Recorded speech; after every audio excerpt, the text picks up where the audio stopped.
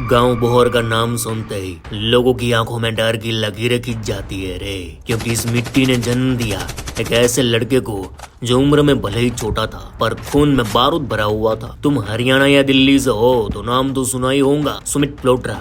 नाम छोटा है पर कहानी सुन के पसीना आ जाता है। 15 साल की उम्र में जब लोग स्कूल की घंटी सुनते तब इसने अपने चाचा के खून का बदला लिया, कट्टा निकाला और धाए धाए धाए ठोक डाला सामने वाले को। उस दिन से ये छोकरा बच्चा नहीं रह गया, पूरा का पूरा बावला गैंगस्टर बन गया रे। धीरे धीरे हाथ मिलाया राजेश राजे जैसे बड़े बदमाशों से और फिर शुरू हुई उसकी गैंगवॉर की किताब। रोहतक कोर्ट में गोलीबारी, दिल्ली की सड़कों पर बड़े गैंगस्टर का कत्ल। यह सब सुन के तुम लोग समझ गए होंगे ये बच्चा नहीं, पूरा का पूरा खोप का कारोबार है। जेल की सलाखों के पीछे उम्र कैद काट रहा है, पर कहानी यहीं खत्म नहीं होती रे, क्योंकि डैडी सियाने जब भाई की चिता जल रही थी तो उसी आग में सुमित प्लोट्रा ने कसम खाई थी, भाई का बदला लूंगा और खून से हिसाब बराबर करूंगा। कल हमने जिस राहुल बाबा की कहानी सुनाई ली, उसी गैंगस्टर ने प्लोट्रा के भाई समेत 3 लोगों को गोलियों से भून डाला था, क्योंकि बाबा का ईगो हर्ट हो गया तो बाबा बन गया यूरेनियम का भरा एटम बॉम्ब। प्लोट्रा के भाई को उड़ा दिएला। अब अक्खा एरिया जानता है प्लोट्रा का बदला जब पूरा होएगा तो जमीन से लेकर जेल तक हर तरफ खून की बरसात होएगी। तो वीरे अब कहानी शुरू होती है उस छोटे से बोहर गांव की, जहां से ऑपरेट होते हैं हरियाणा अंडरवर्ल्ड के 2 बड़े गैंग्स, जिनमें से एक गैंग्स का बॉस है सुमित प्लोट्रा।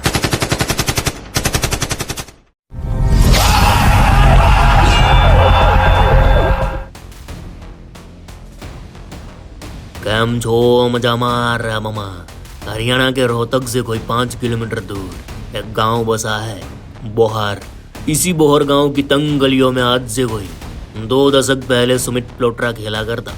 बताया जाता है सुमित जब 5 साल का था तब गांव के ही एक शख्स के साथ सुमित प्लोट्रा के चाचा का लफड़ा चल रहा। उस आदमी का नाम था सुरेश और कुक्कू।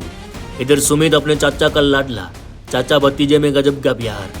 लेकिन उस दिन मानो सुमित प्लोट्रा की जिंदगी में काले अंधेरे ने दस्तक दी, क्योंकि चाचा और कुक्कू के बीच लड़ाई हद पार कर चुकी थी।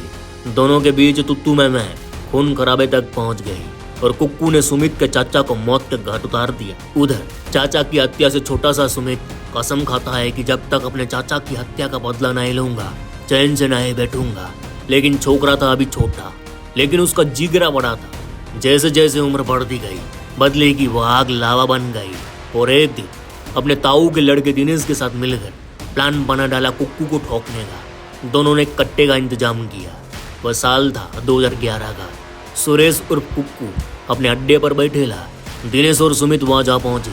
सुमित ने न दाया देखा न बाया, कट्टा निकाला और धाए धाए धाए 5 गोलियां सुरेश और कुक्कू के काजे में उतार दी। उस वक्त उसकी उम्र होएगी 15-16 साल। उसने चाचा की मौत का बदला तो ले लिया, लेकिन वह यह नहीं जानता था कि उसके इस बदले ने उसकी जिंदगी की राह ही बदल डाली है। उसे इस कांड में पुलिस ने पकड़ा, बाल सुधार गृह भेज दिया। 18 साल का हुआ, लेकिन तब तक वह पक्का वाला गुंडा बन गया, बोले तो राउडी गुंडा, जिसके जिगर में भी जिगर था। उसने छोटे मोटे अपराध करके एक गैंग भी खड़ा कर दिया। अब आलम यह था कि उसका नाम लोगों की जुबान पर तो था ही, लेकिन पुलिस भी परेशान थी। उसे फिर से उठा लिया, इस बार भेज दिया हरियाणा की सुनारिया जेल में।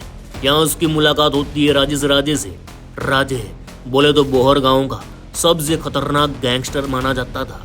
राजे की दुश्मनी चल रही रमेश लोहार से। रमेश लोहार भी बोहर गांव का ही गैंगस्टर। इस बार हम आगे बात करेंगे तो राजे और प्लोट्रा ने जेल में हाथ मिला लिया। इसके साथ ही दोनों का गैंग्स भी एकजुट हो गया, जिससे इनकी ताकत बढ़ गई। अब यहाँ थोड़ा रुकते हैं, क्योंकि सुमित प्लोट्रा की कहानी को समझने से पहले तुमको बोहर गांव की गैंग वॉर, गैंग्स राजेश राजे और रमेश लोहार की दुश्मनी को समझना होगा। तो बोहर गांव में कई सालों से 2 गैंग्स राज करते। एक गैंग की कमान थी राजे के हाथ में, दूसरे गैंग की कमान रमेश लोहार के हाथ में। रमेश लोहार के बारे में लोग बताते हैं कि रमेश लोहार अपने जमाने का इस इलाके का सबसे बड़ा और खतरनाक गैंगस्टर हुआ करता। पुलिस फाइलों में उसके खिलाफ हत्या की कोशिश, धोखाधड़ी, जमीन कब्जा, बूथ कैप्चरिंग के सैकड़ों संगीन मामले दर्ज थे। आज रमेश लोहार ने अपराध का दामन छोड़ दिया, राजनीति में एंट्री मार ली और बीजेपी के साथ जुड़कर राजनीति और समाज सेवा कर रहे ला। लेकिन रमेश लोहार ने अपराध की गली छोड़ी, उसके दुश्मनों ने नहीं। राज्य और प्लोट्रा उसकी जान के पीछे आज भी पड़े हैं। वीरे माफ करना, मैं कहानी में कुछ ज्यादा ही आगे चला गया, कहानी में थोड़ा पीछे चलते हैं। दरअसल उस जमाने में अखेर रोहतक में रमेश लोहार का एक छत्र राज वजह थी, उसकी जड़ें दिल्ली तक फैली थी, क्योंकि उस जमाने में पूरे दिल्ली एनसीआर और हरियाणा में कृष्ण पहलवान अंडरवर्ल्ड का खलीफा था। कृष्ण पहलवान को दिल्ली अंडरवर्ल्ड का सबसे पहला गैंगस्टर भी माना जाता है। कृष्ण पहलवान और दिल्ली की पहली गैंग वॉर पर हमने 2 एपिसोड बना रखे हैं, तो उसे जरूर देखना। दिल्ली और हरियाणा अंडरवर्ल्ड के इतिहास को जानने में आपको दिलचस्पी है तो इन दोनों वीडियोस को मिस मत करना। खैर, रमेश लोहार कृष्ण पहलवान गिरोह से जुड़ा था, वहीं राजे का भाई नरेश काला अनूप पहलवान गिरोह से जुड़ा हुआ था। उधर अनूप पहलवान गिरोह और कृष्ण पहलवान गिरोह के बीच अदावत चल रही थी, यहाँ रोहतक बोहर में लोहार बनाम काले के बीच। तो मामा, पुलिस भाइयों के मुताबिक कृष्ण पहलवान ने अनूप पहलवान गिरोह को कमजोर करने राजेश राजे के भाई नरेश काला को मारने प्लान बना डाला और इसका जिम्मा सौंपा गया रमेश लोहार को। साल 2015 रमेश लोहार ने अपने घातक शूटर भेजे। हालांकि शूटर कुछ कर पाते, उससे पहले रोहतक पुलिस और दिल्ली स्पेशल सेल ने शूटर को दबोच लिया और प्लान फेल हो गया। इधर जेल में बंद राजे को पता चला अपने भाई को मारने इतनी बड़ी साजिश रची गई, तब राजे ने रमेश लोहार का गेम ओवर करने रावस प्लान बनाया। अब सुनो चच्ची जान, अंडरवर्ल्ड की दुनिया में जब बड़ी बड़ी ताकत एकजुट होती है तो कितना बड़ा खेल खेला जाता है। दरअसल दिल्ली के दरियापुर का गैंगस्टर सोनू दरियापुर अक्सर बोहर गांव में राजे के भाई नरेश काला से मिलने आया करता। इन दोनों की दोस्ती कराने वाले गैंगस्टर का नाम संजय लाकड़ा। तो यहाँ बोहर गांव में मुलाकातों के सिलसिले में राजे भी इन सब से मिला और सोनू दरियापुर से राजे की दोस्ती हो गई। फिर दिल्ली के नजफगढ़ का मशहूर गैंगस्टर मंजित महल भी इनसे जुड़ गया। अब इन सब में यारी दोस्ती में एक डील हुई कि राजे और सोनू दरियापुर एक दूसरे के दुश्मनों को खल्लास करने में एक दूसरे का साथ देंगे। राजे का दुश्मन था रमेश लोहार, सोनू दरियापुर का दुश्मन था मोनू दरियापुर। अब जब 2 बड़े माफिया एक साथ आए तो इनका गैंग्स भी एकजुट हो गया और ताकतवर बन गया। इस तरह अब इस गठजोड़ में राजे के खूंखार साथी सुमित प्लोट्रा, सोनू केजरीवाल, संदीप, सतीश, वही सोनू दरियापुर की ओर से मंजित महल, नवीन खत्री, विजय लांबा, परमित और समंदर खत्री जैसे खूंखार गैंगस्टर और शूटर्स एक ही गिरोह में आ गए। अब वार करना था राजे और प्लोट्रा के सबसे बड़े दुश्मन रमेश लोहार पर। 28 मार्च 2017 रमेश लोहार की रोहतक कोर्ट में पेशी थी। पुलिस का एक बड़ा लाव लश्कर रमेश लोहार को सुनारिया जेल से रोहतक कोर्ट लेकर आया था। तभी वहां लाइन ऑफ कंट्रोल को पार कर मॉन्स्टरों की अक्की फौज आई। सुमित प्लोट्रा, संदीप, नसीब, धीरज, राहुल और भी कई बदमाश आज काल भैरव की महासेना बनकर आए थे। इन सब ने महिलाओं की वेशभूषा पहन रखी थी। सूट सलवार के पीछे छिपे कातिलों को पुलिस तो क्या, कोर्ट में मौजूद एक भी महिला पहचान नहीं पाई। पुलिस को भनक भी नहीं लगी कि सूट सलवार में हथियारों का जखीरा कोर्ट में आ चुका है। और जब इन शूटरों को जैसे ही रमेश लोहार दिखा कि पुलिस काफिले के सामने ही लोहार पर धावा बोल दिया। अंधाधुंध बरस दी गोलियां, अपनी जान बचाते भागते लोग, गोलियों की भयानक आवाजें। रोहतक कोर्ट मानो कोई जंग का मैदान बन गया।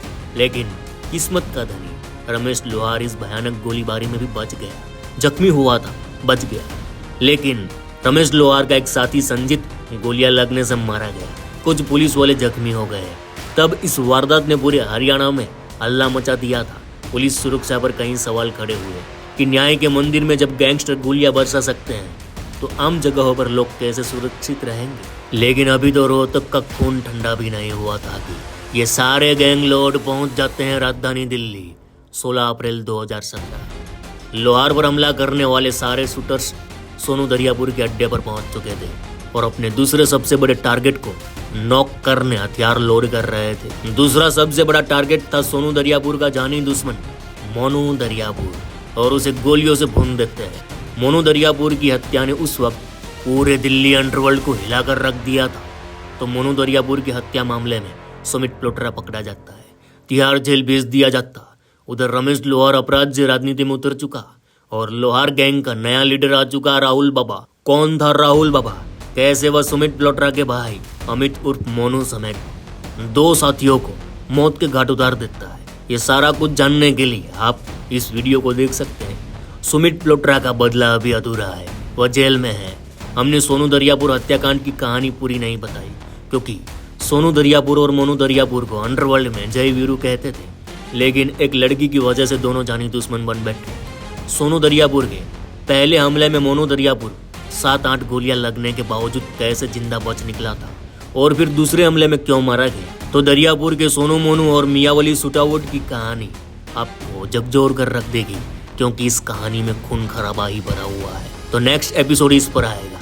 तो आज के लिए बस इतना ही। चलो इस गुज्जू भाई का राम राम, मिलते हैं।